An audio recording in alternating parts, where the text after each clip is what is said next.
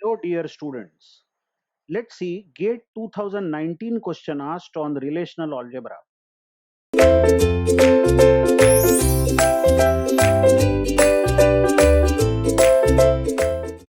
In this question, we are given three tables or three relations P, Q, and R with the column names X, Y, Z in P, X, Y, T in Q, and Y, V in R. And these instances of these tables P, Q, R have been shown with P containing 4 rows, as you see, Q containing 4 rows, and R also contains 4 rows. Now they are asking how many tuples or rather rows will be returned by the following relational algebra query. And you might see that this is quite a big query, isn't it? Very big relational algebra expression. But trust me, it will be very easy provided you know the cross product, the select operation, and the project operation, and the subtract operation or the minus operation, which I bet you already know by now on reaching this video. What I did is that I have written this left part of minus, this one, left part of minus here, and I have already kept myself ready for some rough work. Now, this is project X, and X has to be projected from the result of P cross product R. We are taking cross product of P and R, but from this P cross R, we are selecting only those rows where column Y of P has same value as column R, column Y of R, and this is to be read as AND operator, and the value of V should be equal to V2. So let's see what will happen when this relation P is operated with R and cross product is found. Now you already know that P has 4 rows and R has 4 rows, so there will be 8 rows in all. You know that this row x1, y1, z1 will be joined with all the 4 of R. But then after joining, what we are checking is we want only those rows where Y of P matches Y of R. So let's see what is Y of P here, Y1. And you can see that Y of P here, this Y1 really matches Y of R over here. This is the only match found, but it doesn't match anywhere in the rest of the rows. But then hello, check one more condition is, and the value of V in R table, that is R dot V, should be equal to V2. Unfortunately, in this particular row where the match was found, look at this Y1 matching Y1 here, this value is not V2, it is V1. So by the way, what has happened really, please try to understand, what has happened is although the first condition became true, the second condition, that is value of V should be equal to V2, fails. I hope you are understanding. We are just finding the result of this cross product followed by select operation. Now let's check the second row. X1, Y1 and Z2. This will be joined with all the rows of R. This is P cross R.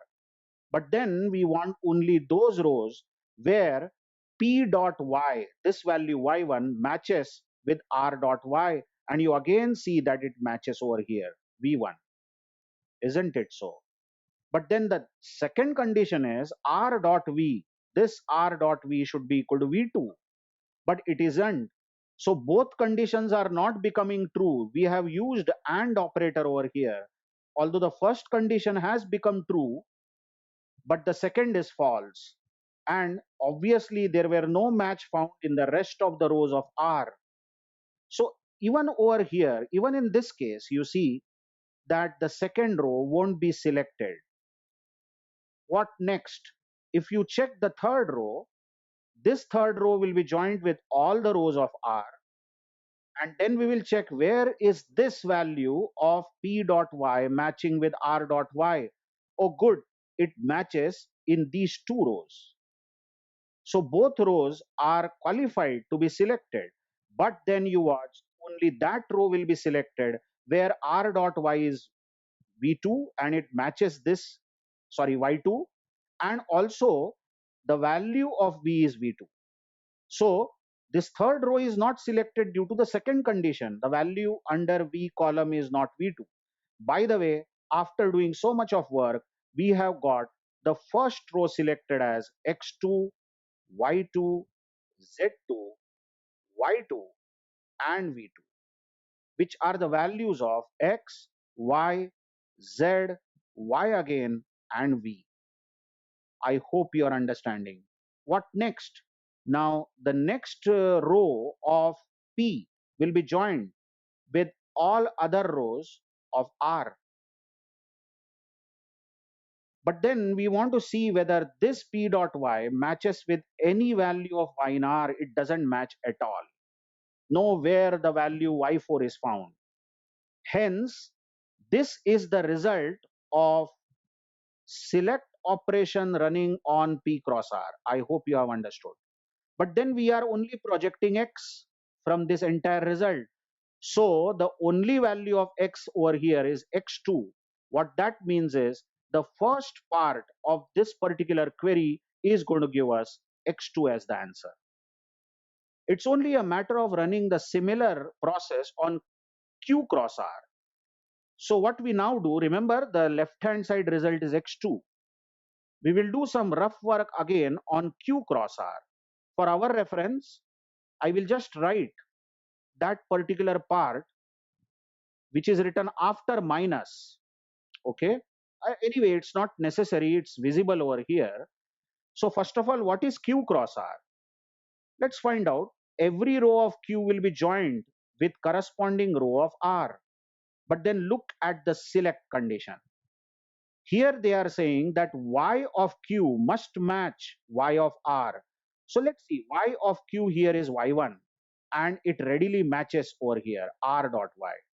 But then the second condition is and is written again, and wherever the match is found in the same row, the value of t under in the q relation must be greater than 2.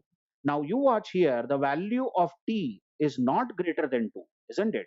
So although this row was qualified because y1 here found a match y1, the first condition was true here, but the second condition failed. So this row is not selected. I hope you are understanding. So let's find out the second row. What happens in q cross r? The second row over here will be joined with all the rows of r as we are finding q cross r. But the condition is q dot y must match r dot y. So here good match is found in these two rows. So both these rows are qualified. But then the second condition is q dot t must be greater than 2. Hello, and q dot t over here is greater than 2. What that means is that in our result, we are going to get x1, y2, phi, y2, and v3. These are the values of x, y, t, yv. Also, this y2 over here was having a match over here in this particular last row, and the value of t is indeed greater than 2. So even this join operation x1, y2, I, y2, and v2 will be added. This v2 will be added in our result. Okay, what next are we going to have? The next thing that we are going to have is the next row over here. The next row, wait a minute, I'll use my eraser. Next row, the third row will be joined with all other rows of R. So if this third row is joined with all the rows of R, we need to find a match over here.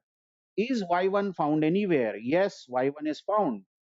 But then is the value of t greater than 2? Yes, it is. So even this join will be added, which means x1, y1, 6, and then y1 and v1 will be added. You check that this join was added over here. What about the last row? Let's check the last row over here of q. The last row of the q as we see, will be again joined with all the rows of R. And then we have to see, where does this Y match any of these Y's over here? Yes, we found a match. But the second condition is that value of T should be greater than 2, which fails. Hence, this is the result. I hope you are understanding. And then finally, we are projecting X. Now, if we are projecting X, then you can watch that value of X is all through X1. And the project operation will show X1 only once. Yes, everyone, you got it. So the result of right hand side is X1. And what was the result of the left hand side, by the way? The left hand side was X3, I suppose, because the last row of, let me check, the result of right hand side is X1 and result of left hand side, where the condition was P cross R. Check the condition. The condition was in the left hand side P cross R with Y of P matching R, Y of R, but V should be equal to V2. Then we had this Y over here matching this Y, but the value was not V2. For the second one, this Y matching this Y, but the value was again not V2. Now Y2 had a match found here at both places, but V2 was there. So X2 was the result, if you remember. In fact, I forgot. X2 was the result minus X1. And you know, in the set operation, this is nothing but values which are present in this set but not present here. So X2 is present in the left set but not in the right set. The result will be only X2. They are asking how many tuples, how many values will be there, and the answer to this question is 1. I hope you have understood. It was only a matter of running the cross product and running these conditions properly and finding out the result. Thank you very much.